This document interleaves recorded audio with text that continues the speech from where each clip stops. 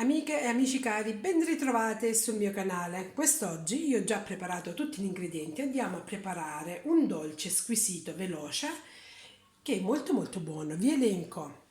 Parliamo, vi dico prima cos'è, delle rose del deserto. Sono dei dolcetti che vanno poi rivestiti, ricoperti dei cereali, dei classici cornflakes.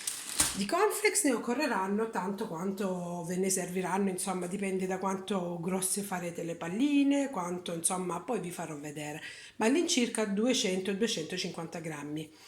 Poi abbiamo bisogno di 150 grammi di burro, io ho fatto già bello fino e messo nella ciotolina, 2 uova intere, 150 grammi di zucchero, 300 grammi di farina che io ho già setacciato e messo sulla carta forno, così poi andiamo a mettere direttamente nella nostra planetaria.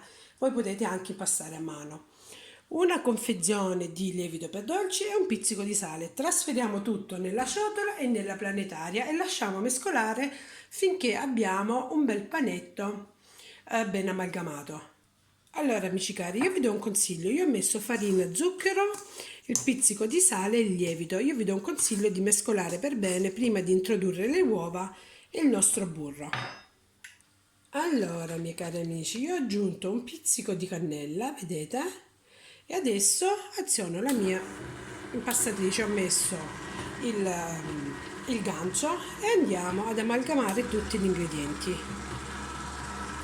Intanto che l'impastatrice fa il suo lavoro, noi prepariamo un contenitore con i nostri cereali. Non ne mettiamo tanti perché poi li aggiungiamo man mano. Un'altra cosa che vi volevo far vedere che ho appena preparato, guardate qui, oggi ho fatto la pasta agli spinaci, la pasta fatta in casa di spinaci, che presto facciamo insieme.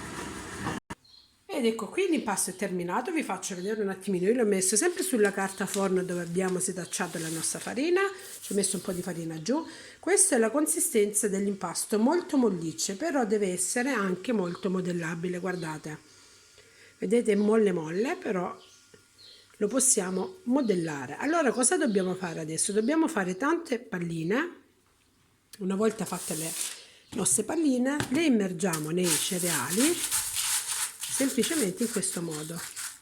Pigiamo leggermente e poi passiamo le nostre palline ricoperte di cereali su una teglia da forno ricoperta con carta forno e riempiamo tutto la nostra base.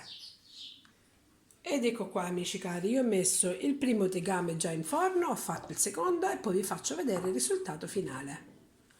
Bene, mie care, io vi faccio vedere il prima.